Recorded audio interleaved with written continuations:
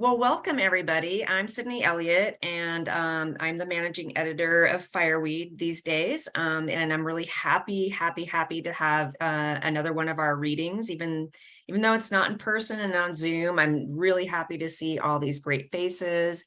I know some of you. Oh, that's right. Billy has the sock monkey photo. I love that.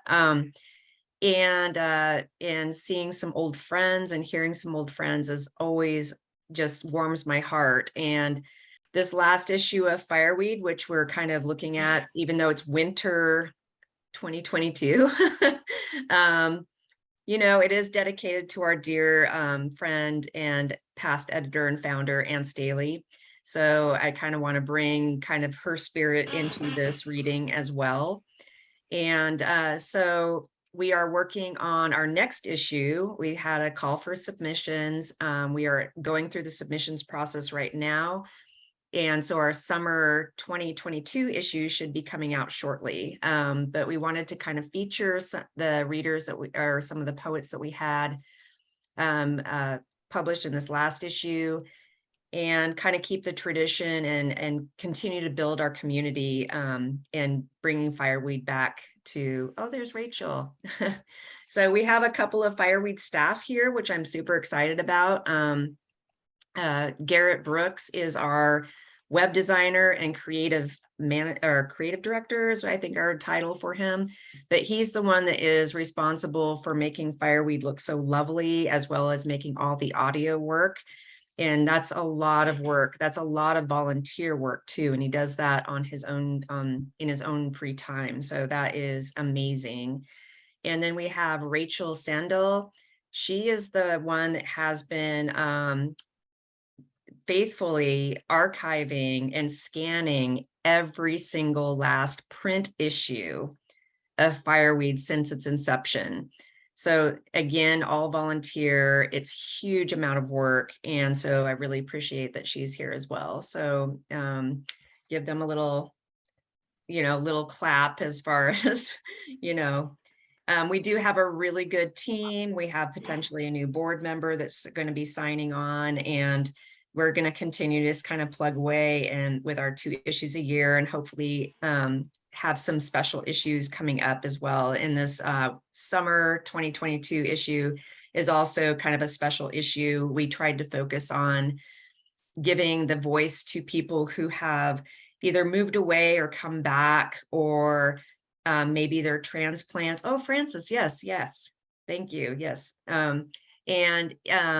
But just give more voice to people who maybe have really found their home here, but have maybe had to kind of find it in a different way. And so we were really flexible in what we thought that theme meant, but we thought it would be fun to have, especially people who sadly have moved away, but maybe lived here for a super long time, and give them a chance to publish some of their poems about how important Oregon is to them. So tonight's reading, I'm super excited because I've known Tim Gillespie for a number of years. We also have Tiel Aisha Ansari and Christien Gholson, and they're all very different poets. We wanted to have some different voices, and I just hope you all enjoy it and have a great time. And I'll be posting in the chat their bios as each reader is starting, so you can have an idea of what their backgrounds are. All right, so Tim, you can take it away whenever you're ready. Super. Thanks so much for this opportunity, Sydney and your whole Crackerjack Fireweed staff, Garrett and Rachel, for having this reading, and for so beautifully resuscitating this treasured Oregon literary journal. And I'm really happy to be reading alongside Tiel and Christien today, both poets whose work I admire.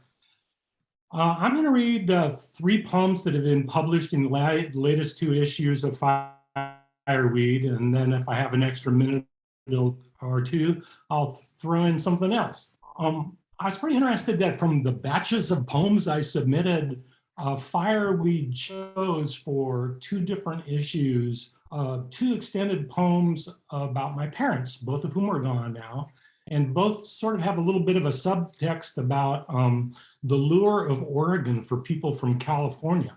So I have to confess, I grew up in the first town east of East LA, but left at 18. I just needed to find some landscape further north. And I found out later that my father wanted to do the same thing, but didn't do it. So I'm the getaway boy. My whole family's still down there. And there's two poems that kind of hover around those themes. So even though they were written several years apart from each other and printed in different issues of the magazine, I'll read those two poems back to back because I think they make an interesting suite. The first poem is At the Metolius River.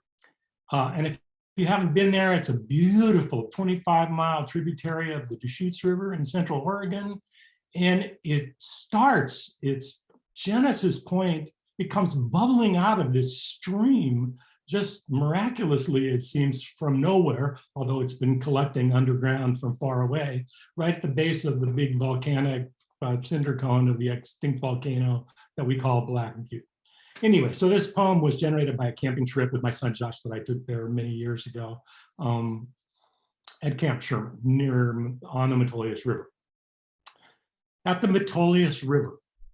In 1946, not long home from that awful winter at the Bulge, discharged at Fort MacArthur, my father left LA behind in a borrowed Chevy coupe and headed north with his old chum Bob. Their dream to catch some fish in Oregon. 20 years later, he told me, his second son, they'd found a ramshackle fishing cabin for sale near Camp Sherman. That river, he said, came out of nowhere, the headwaters pouring from the earth beneath a bunch of mossy rocks. It was like magic. If I could have bought that place, I would have. But they drove back to Cali, got married, bought houses in new tracks on the GI Bill, tied themselves to desk jobs, had a slew of kids who'd hear their tales. That was just a soldier's dream, my mom said after Dad was gone, a foxhole dream. 20 more years gone by, my second son and I were camping near Camp Sherman, embraced by ponderosa pine and tamarack, a riot of big leaf lupin and Italian paintbrush, the Metolius still gurgled from the ground. We caught no fish, but laugh yet how I sliced my thumb when demonstrating to my boy the way to safely open the spring-taut blade on the folding army knife. Mount Jefferson stood watch, blue in the distance for the next lesson, the first aid kit. That night in the tent, my thumb throbbing, we talked about his grandpa, pretended we were in a foxhole, rued the fish we could have caught and fried up over our campfire. Then something out of nowhere welled up in me, a gush of dreams that got lost downstream, of lessons learned in blood, of what can always have been better done, and of fathers and their sons at the headwaters.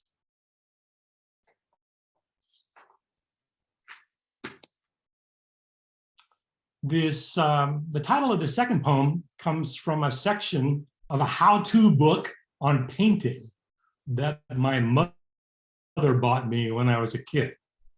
How to Make Mountains Look Real. Driving away from the hillside town down the long drop of Yucaipa Boulevard, then swooping onto the San Bernardino Freeway, headed home unmoored, I find an anchor in the view, the long reach of the San Gabriels, visible on the rare day when that vast basin's not a thick choke of smog. Mom's newly installed in assisted living back there, wheelchair glued, far from her view of the ocean, acquiescent to my brother and me and the doctor, not happy, but bucking up like she, child of the Depression, taught us. This vista I know from my growing up here. Well, I'm 60 miles west, but still in the shade of the same stretch of mountains. And to hold off my weeping for what's lost, I steer away from the heart toward the aesthetics of distance. Looking out at the range, the vast valley, I see those familiar nearby brown peaks, whose other side once promised my escape. As they fade first in middle distance into gray, then at the next ridge into deeper blue, and at the farthest distant pinnacles, ash blue, then dim blue, then lost. A lifetime ago, Mom saw clearly that her middle son was smitten with drawing and bought him the art book, How to Paint Landscapes, and a few tubes of oils and brushes, so I could spend long summer hours slashing the thick paint on old boards, trying to see via my own hand the mountains of my dreams. The art book explained the way mountains recede in the eye by atmospheric perspective as dust motes and particles of pollution scatter light, and somehow blue's short wavelength makes all dark, distant objects tend toward blues. So further peaks grow lighter, cooler, until they seem to go away.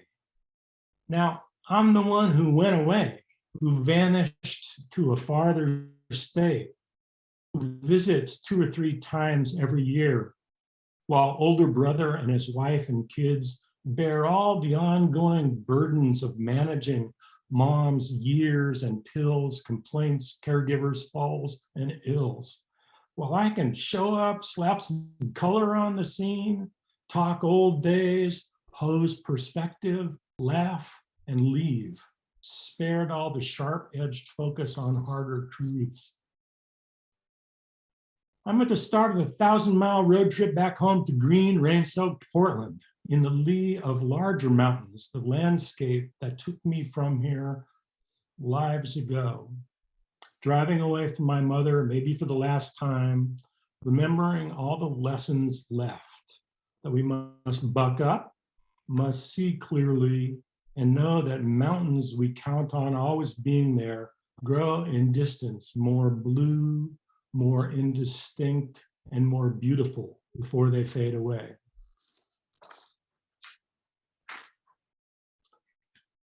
And this third poem was actually sparked by sculpture in a small church near Munich that my wife and I visited in 2019, right before the pandemic imposed itself upon us. And I'd taken a day before to share with the historic archivists at the Dachau concentration camp site, a bunch of artifacts from my father, who had actually been there at the end of World War II with the United States Army.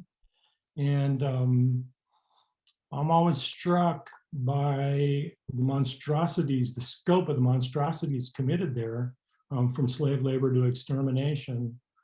That must have required an incredible number of regular workaday people to participate in making that thing work. I mean, when the United States liberated that camp in April of 1945, there were still 30,000 people there. So how could the local citizens of Munich and Dachau not known about that place? So the next day we stopped in a small church just to get a little respite, a moment of respite. And in one of the apps was a sculpture, a carved wooden sculpture of Jesus being nailed to the cross. And the sculptor had paid particular attention to the 2 workmen there. And I just kind of had to imagine my way into those workmen, just regular, everyday people trying to do their job. This poem is called Eye to the Work. 2 workmen kneel in a late day dust, air thick with cypress pollen, slant of sun, distant smoke from dinner fires in the city, the hubbub of crowd stir. They have their work. The 2 beams pulled from the temple's scrap heap are already sawn and rough planed. Old cedar, says the one. Too precious for this, says the other, chiseling out the notches where the beams will intersect. Don't we know his father, asks the one. I don't know, says the other, raising his mallet to start the nailing, thinking for one swing how soft the wood. how tough the flesh to come. Just wet the leather for the lashing, he says instead. And the first man says, I know, just keep your eye on the work. We need this done come morning.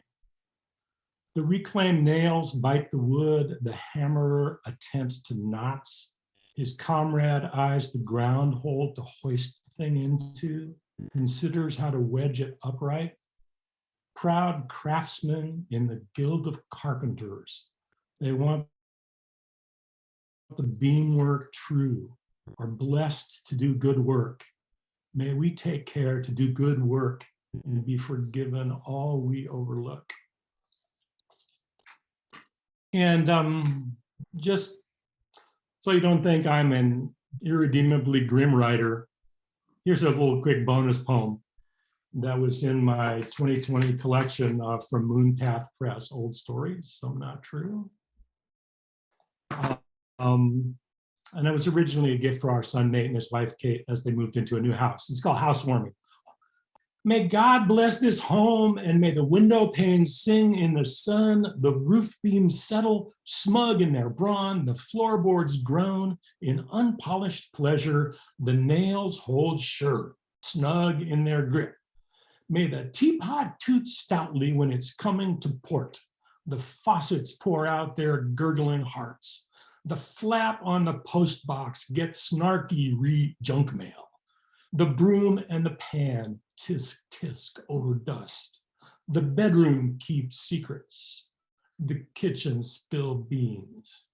May the fir trees sway in a wind-borne waltz, the alarm clock dance in a wake 'em up samba, the foundation stay stoic, the gutters gargle regularly, the cheeks of the fireplace grin at the heat, the front door open wide and say, ah. And may the joists and the jambs, the drain pipes and lights, the banisters, doorknobs, porch steps and plants, the casements and toaster and fridge nestled beer in a chorus shout, welcome, we're happy you're here. So thanks again to Sydney and Cracker Jack Fire crew, really appreciate it.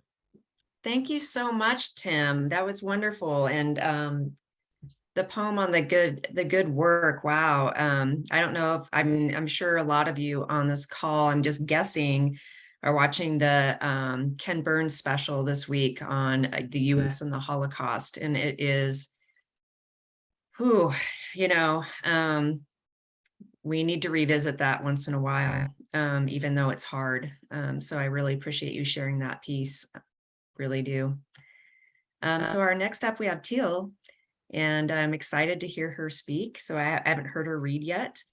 And I want to, before she starts too, I wanted to also introduce, even though you don't have to turn your camera on, Harold, but I do want to acknowledge that we have Harold Johnson here too. And he was one of our longest running editors and past editors. And I'm just so glad that we're still friends and you're still with us. So thanks for being here, Harold. And Tiel, take it away. And it's always a thrill to be in the room with Harold, even when the room is this sort of imaginary thing that we have now. So after listening to Tim's memories of his parents, I thought I would share a poem from my chapbook, the day of my first driving lesson, which came out in the spring of 21. I think it was January 21, and which is a memoir in verse about my parents and my upbringing. And I'm going to read the last poem from the book, which is a terrible thing to do because once you give away the ending to a book, then nobody's interested in the rest of the book. But oh well. So the poems in this collection do not have titles. Instead, they're identified by the year in which they take place. And this is 1971. So I was 7 at the time.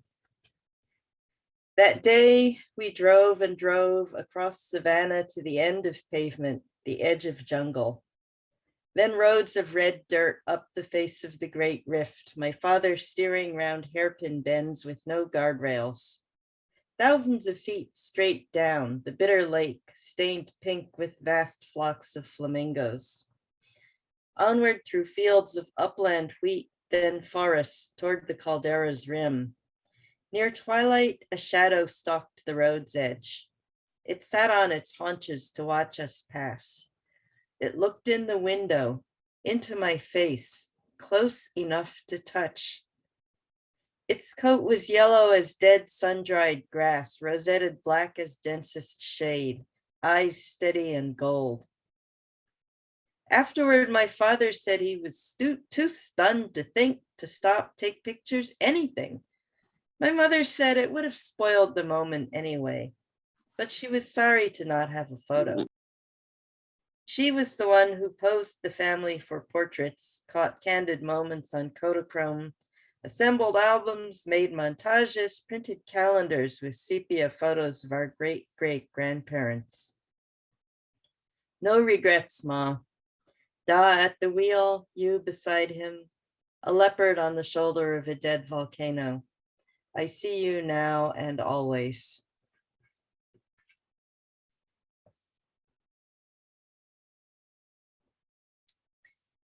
I thought I would read the poem that appeared in Fireweed, which is titled Drought Stares Back. And I'm just going to say first that last summer I've lived in Portland off and on now, going on 40 years. And last summer was the first time I ever remember people saying, oh, I wish it would rain. I will never complain about the rain again. Well, we'll all see if we keep that promise. But anyway, so I wrote this poem at that time, and it's titled Drought Stares Back. Drought is a broken clay cup, unglazed orange clay with all the names of hunger written around the rim. Drought is a rusted old bucket that smells of rotten metal and death. Drought is the handmaid of famine and the herald of fire. Drought is a mob of wind-up metal woodpeckers that hammer the trees and bleed the weaker ones to death. Drought is a mouthful of brown stumps chewing through a tangle of bleached grass and dead ivy. Someone left a cracked porcelain sink on the sidewalk. Drought is the twin holes that stare from the basin.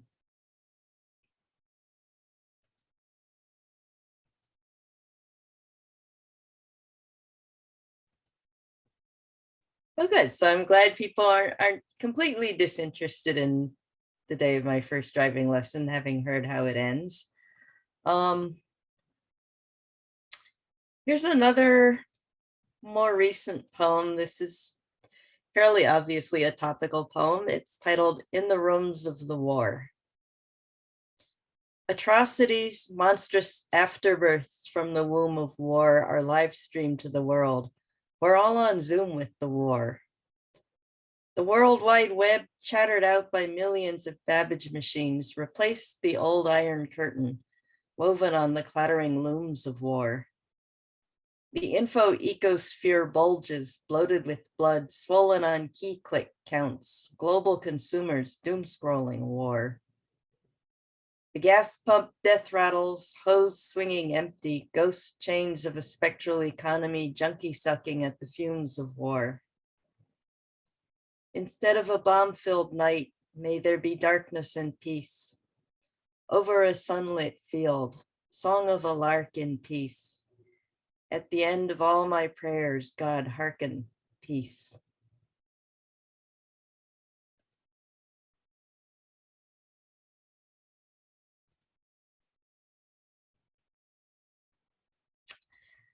And then here's a poem. It's titled Mitchell Point Overlook, Columbia Gorge. And Mitchell Point Overlook is right off of I-84 between Hood River and the Dalles. And it's a great place to stop and just kind of look out over the river and look at the hills. It's usually not very crowded. And I should mention there are a couple of song quotes in this poem. I'm going to read them. I'm not going to try and sing them. So, Mitchell Point Overlook, Columbia Gorge. Exit the freeway. Drive uphill. The road is steep and shoulderless between basalt cliffs. Arrive at a ledge where 4 parking slots overlook the river. eye level with the hills on the Washington shore. Maybe it's winter, early morning, windless, so still that layers of fog are rising from the river, perfectly flat and dazzling white. No one else is there. Just at the moment when a bald eagle appears out of the mist like a breaching whale, your car radio picks up the end of White Rabbit. What the dormouse said, feed your head, feed your head. Or maybe it's summer and the east wind bowls its furnace blast, whipping the windsurfers, dozens of multicolored sails dancing on the whitecaps. A tour bus unloads a crowd, their cameras click and chatter, while a dusty pickup with crew cab and built-in toolbox plays. They called it paradise, I don't know why. They called it paradise, I don't know why. And then an eagle's shadow slides across the pavement, and everyone looks up and holds their breath.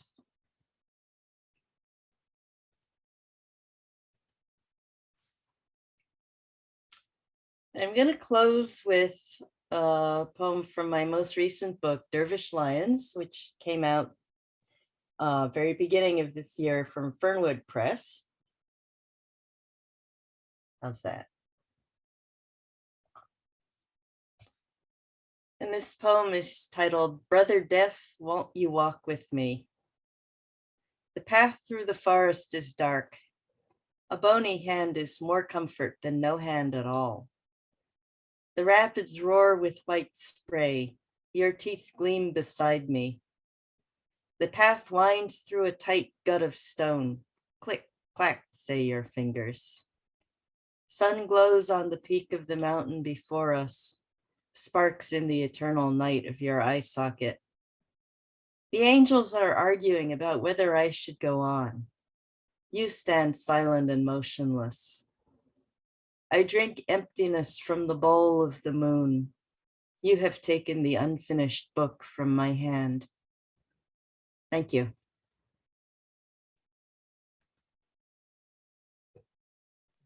Thank you so much. I really loved hearing you. I want to also point out that another Fireweed staff person has joined the Zoom call, Isa. She's one of our assistant editors, so she is joining us. She isn't feeling well today, so she's keeping her camera off, but I'm glad she's able to be here, and I'm sure her dog, Strummer, is nearby. So thanks for being here, Isa. And our final reader is Christian, and he caught my attention with a poem about tarantulas. So I don't know if you're going to read that one, no pressure, but yeah, nice to meet you. It's meeting you, and thank you for inviting me. And it's really great to be in a sort of community. It's been a long time since I actually gave a reading, probably pandemic, but also just sort of like just went somewhere else and then I'm back. So yeah, I wasn't planning on reading the tarantula poem, but maybe. So I was going to start with basically, I am a new Oregon poet. I've been here for a year.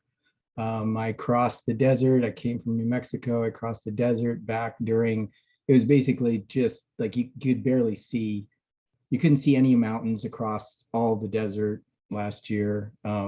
It was pretty bleak when I hit, I live in Eugene, and I hit Eugene and I was like, it was very apocalyptic. It's not like that doesn't happen where I lived before. There's lots of forest fires. But it was just sort of, there was also no rain for about a month when I first got here. And I just didn't, it wasn't computing, mostly because of the rumors that there's endless rain here. Anyway, so I started a manuscript back in September, and it's called The Next World. And it's basically, it started with when I wrote this poem, it just sort of like fell together, and I went, okay, I'm going to try and write this manuscript that is basically really focused on how basically my nervous system and my experience of other people's nervous system and the ecosystem around me is feeling the collapse. So this is called Nest. The blue heron flew wing shadow low across my chest, and my blue hunger was pulled into its wake, into the black stones at my feet that surfaced to meet her cross. Orange-green lichen settled into the scar left by her cry, and I followed those spiraled paths over roots, traversed low-slung web funnels into the undergrowth. Is this my return home, or am I crawling into a place I've never been? The low smell remains the same, brown worm mung and blue vine twist, both balm and sting. There's also the smell of forest smoke, brown sky, low sun, fire red, absorbing ash, absorbing rage, trying to beat back sorrow. I see her crouched low. She stabs the water, swallows all bodies she's ever been. Two-legged theropod revealed in the speed of each yellow eye. Nerve arc lit connects her to an end, a beginning, bird to lizard to spine lightning, eye to fish. Wraps time itself, that low heartbreak of slow change. And this slowly evolved heart, how can it keep pace with all that disappears from the earth each night? Pain pools in low places, an invasion of shades. I emerge at the water's edge, low reflection of her silhouette high in a dead oak. I kneel. A koipu's rat tail cuts between clusters of floating yellow heart. She says, make a nest. She says, make a nest spun from the sorrow hidden inside the scar. She says, make a nest in the dark. So the manuscript is making a nest in the dark. So this is another, I live near a park where there's this wonderful oak underneath a highway bridge. And it was my first real experience to examine resurrection ferns. I find them endlessly fascinating. I know they're everywhere, but I come from a red world, not a green world. And so like, it's all new to me and wonderful. So this one's called Resurrection Ferns Spells. They grow from moss on the oak's bark, dangle 20 feet above the earth, fronds like sea rack, like sea spells, drawing a ghost ocean closer, closer for 70 million years beneath this highway bridge. I was a drop of rain once, slipped down the length of this oak's trunk for 60 years, years pilgrimed inside phosphorescent labyrinths of moss, drawn up steep xylem trails, tranced inside a sporangia patch. I was part of this sea spell, a drop, part of this sea spell, a spore, part of this sea spell of Fran's memory of a previous life as rain, a drop that contained a sea turtle turning around the oak's crown. What is born again? I press my forehead against bark and exhale. Transpiration draws salt water up through the vascular trails of my body from an ancient ocean, a future ocean. And this next one is, there's some series in the book that have the subtitle, How the World Was Made, and it's basically perceptual, like how my world was made, but I said the world, just because. So this one's called Bees, Fairies, Souls of the Dead, Maitake Mushrooms. And just sort of an introduction. Actually, I won't give an introduction. I'm just going to read it. Okay, so when I was 5, I was swarmed by bees. A blanket of bee bodies covered my head, torso. Bee bodies searched up my nose, circled the roof of my mouth, spoke to each other inside my ears. I am perpetually caught between the terror of anticipating 1,000 stings and relief from feeling such closeness, the weight of all those bodies who had chosen me, chosen to touch me, cover me in a way that human beings up to that time had not. I still feel the brush of wings and leg tines against my skin on the edge of sleep. For weeks afterwards, late at night, I saw small figures with transparent wings spiral around the spindly apple tree in our tiny backyard, each one able to generate their own wan blue glow, as if they had swallowed a sliver of starlight that had been hiding deep inside sandstone since the Cambrian explosion of life. For years, I believed fairies were the shape bees take when they sleep and dream. Sometimes I think they were the souls of dead bees, who had foreknowledge of all future pollinators trying to digest and decompose their fate before all the various plagues settled in. No answers then or now. I still see them. I believe you do too. Through mist after a night rain, in the ethereal almost light beneath damp oaks, conjured from water, sorrow, invisible spores. When we move slowly towards that light at dawn, sometimes we find clusters of small spoon-shaped gillless maitake mushroom caps. Yet another shape the dead take, sending us endless messages from the underworld.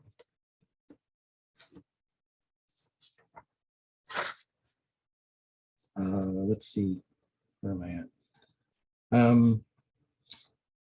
I'm gonna read another, like two more, I think. This one is from just hiking to the Blue Pool at Tamalich Falls and discovering a dead Douglas fir. It called to me and I went to it, as you do. It's called What Holds Everything Together. 1. The Douglas fir's dead body is not dead. How can it be dead? Half of it still standing 20 feet into the sky, trunk 5 yards in diameter. I place my palm against the bark, feel the curves of bark beetle galleries beneath, and the hollow, deeper still, the emptiness that holds this tree together. 2. There are times when I can feel that same emptiness inside me, the space that stitches together all the parts of this body. Skate-made ripples of pond water, blood and cortisol, sawdust, marbled meat, and a few red needles sinking into mud, into the mycelium ley lines that hold this entire forest together. 3. What's alive and what's not is unclear here. Listen, the ecstatic energy of decay breaking down all bodies into their source elements. Listen, resurrection is close, the beat of a heart, shadows moving from tree to tree, a flurry of dead needles floating down onto dead leaves. What's alive and what is not is unclear everywhere. 4. I've known this space, nights in childhood, reaching out and recoiling from the dark around and inside me. It has always been here, looking in our windows, curious, sometimes leaving things under the pillow. A beetle leg, a pebble of green sea glass, a fish scale, able to reveal the colors hidden inside cold moonlight. And the last poem, this is an actual, I have a book coming out called Absence Presence, and it's related to sort of how translations of Chinese poems, especially the Tang Dynasty, have influenced me perceptually. This is the next to last poem in that book, and we're going back to the desert here. So it's called This Shape. 1. An arroyo carved by long gone water lures me in. Inside, cracked mud, now sand, hair shit, prints of horned lizard, deer. There's a driftwood pile where wind has gathered branches. Snake chaos, whips, Chinese calligraphy disassembled, left here to create a new script or make fire. 2. All the pinon branch tips that surround the arroyo are rust brown. Everything is dying. A missile fired, one part of the world cheers, one part mourns. Flames rip across roofs, smoke fills the canyon. A tunnel of flame spins, creates the wind that begins the next world. 3. I could have been a rock, a cabbage moth, a pinon or a dog, maybe moss or a water skate, but I am this shape. Small, so small. Staring at the dying pinon, I feel my heart, the rib cage that surrounds it, the bones in my hands, then send love out to everyone I know. I have no idea do this. I do it anyway. Thank you. Thanks for listening. Oh, thank you so much, Christian. And thanks to all of our readers this evening. This is fantastic. I'm just blown away. I mean, I'm not surprised, but I'm still blown away with so much talent here. So I left a few minutes just for if anybody has a question for any of our readers or comment that you want to share, you can unmute yourself or put something in the chat if you have something you want to, that you're curious about. No pressure, of course, but does anybody have a question or a comment they want to share? You're getting a lot of comments in the chat, my dear readers, that you are all brilliant and and beautiful. So I hope you're getting a chance to see some of those messages. I want to just before we close out, just extend my gratitude. I know the people here on the staff also feel the same way, speaking for them, of course.